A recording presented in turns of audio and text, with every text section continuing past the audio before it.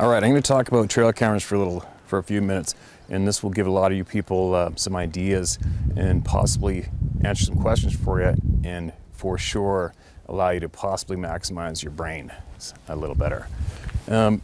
Trail cameras.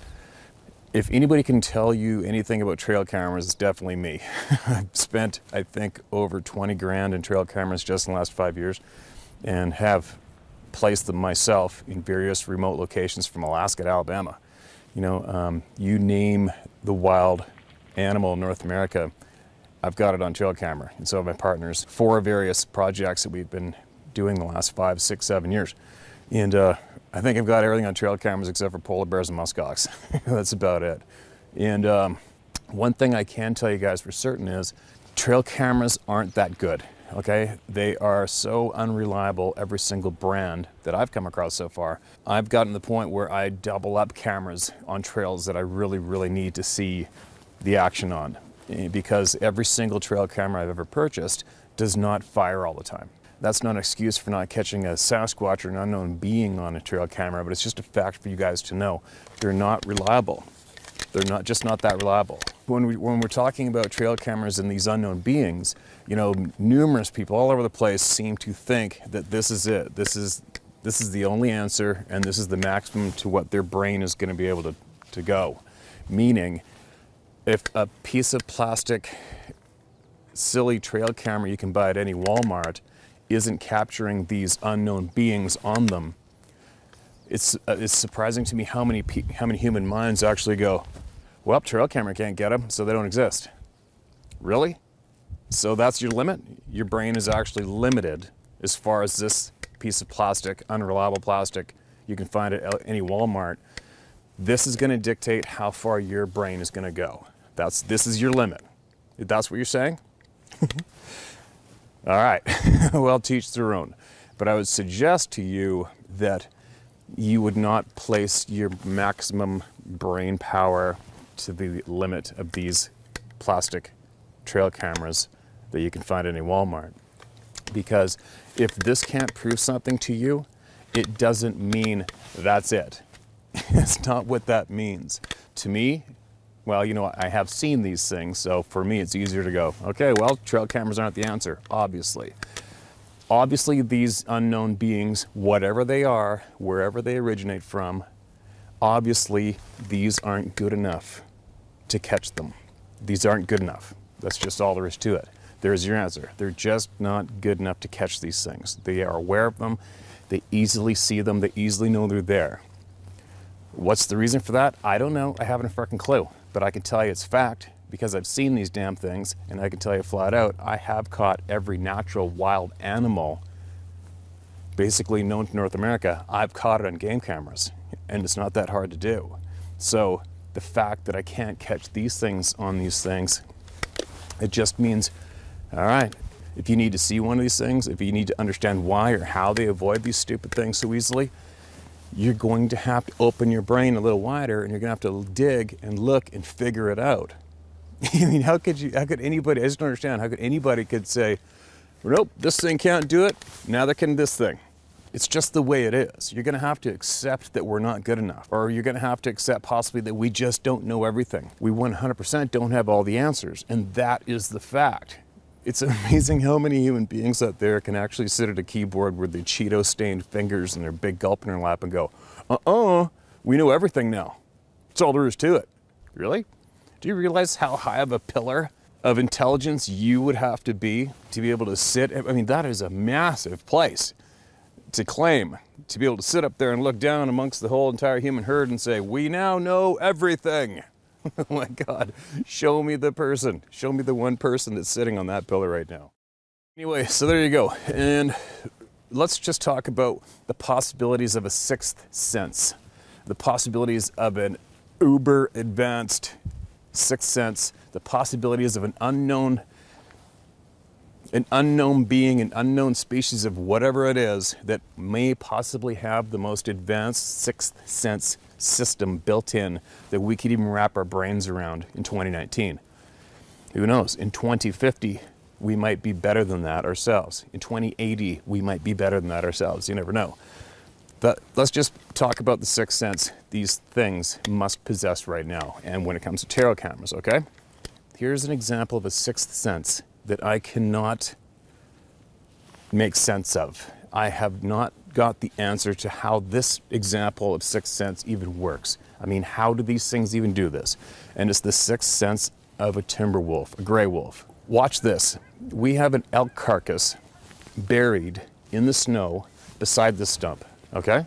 It's been fed on by eagles, it's been fed on by wolves. The eagles are really cleaning up fast. So we sunk it and dug it down and we buried it in the snow right beside the stump, and we placed steel foot traps right there. Now look at this wolf. There's human scent, take note, there's human scent all the way around here. There's that snowmobile track right there. That means there's 2-cycle exhaust scent on the ground.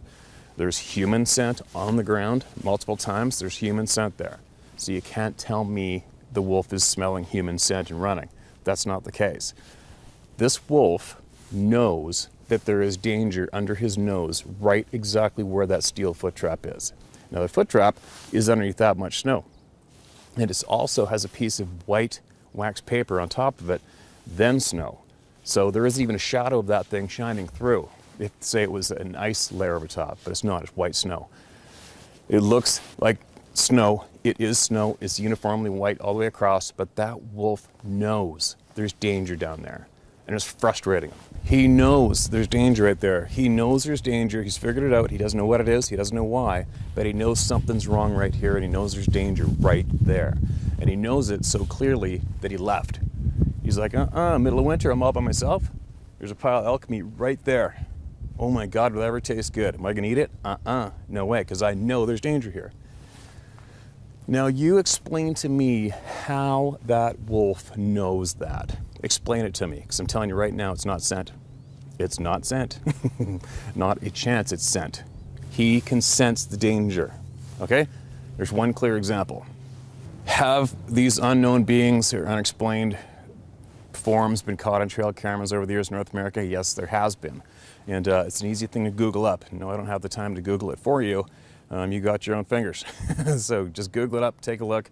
And, but sadly, it doesn't matter. It wouldn't matter if a Sasquatch came up or any other unknown being came up and hung a moon in front of a damn trail camera from 6 inches away or 3 feet. It's not going to make a difference. A photograph is not going to convince people that need convincing. It's just all there is to it. I mean, there's videos of these damn things, and that's not good enough for anybody either. So, it is what it is. And again, I'm not here to prove anything. I'm just offering you guys up some facts and some knowledge that you can possibly utilize, and I'm offering up to the people that are honestly interested in this topic. As I've said in the other videos, the people who aren't interested in this topic, but you're still here and you're getting ready to go nuts and insult people, just carry on, get back to your bag of Cheetos and go lick some windows or something, all right?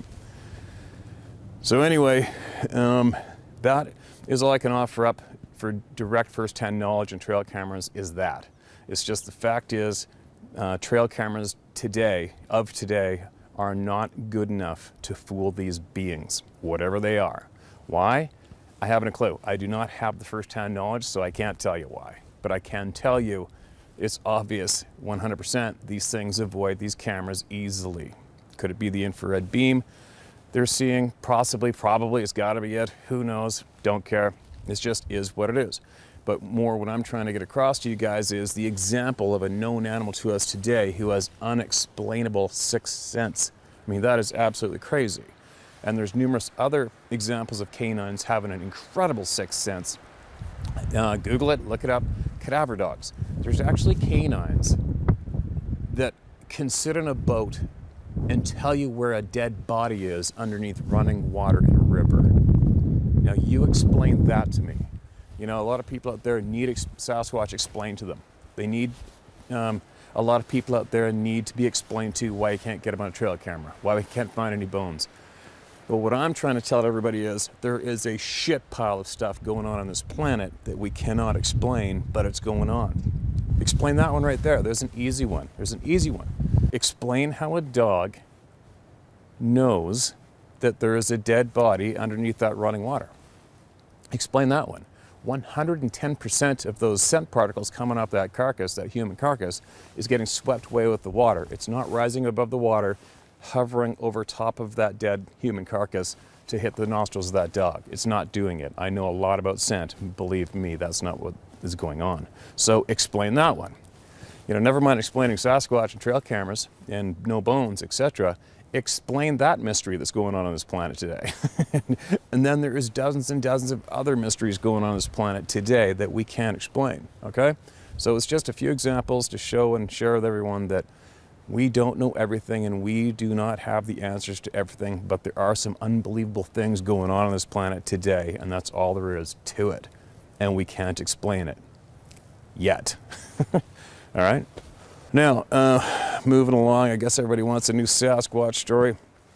And do I have a bunch? I do have a bunch because, what was it, 5 or 6 years ago when I was intentionally looking for these things, I think I spoke to easily over 40 people. Most of them I knew, but I have spoken to over 40 people who firsthand ran into these damn things.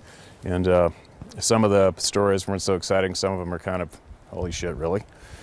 Stories. But here's a funny one about how common it is to bump into somebody where I live. You can see this valley behind me. I live not too far down below here. Here's a funny story. So years back, I was dating a girl.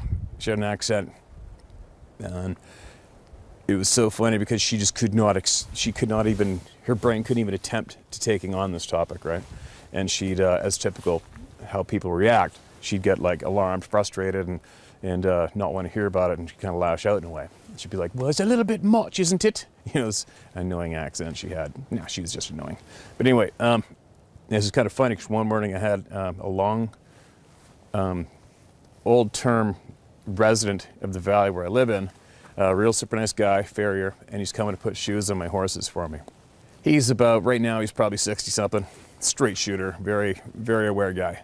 And he's coming over to put shoes on my horses, and we go outside in the parking lot, and she comes out. We had just been, I was babbling something about this topic to her, I think, and annoying her with it. And she comes out and she goes, oh, don't get Steve to start talking about his Sasquatch stories to you.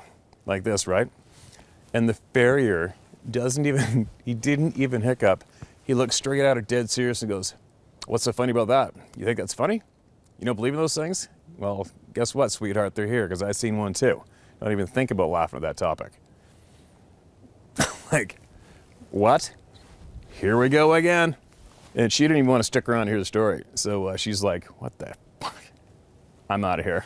She just left, thank God. So I'm standing there holding a horse. Sure enough, now we start getting into it again. Another story, right? So he told me numerous stories from right just in my community, but his own, he was on his way up to what is called the new site. It's a native reserve a little bit southeast of Pemberton, down the valley.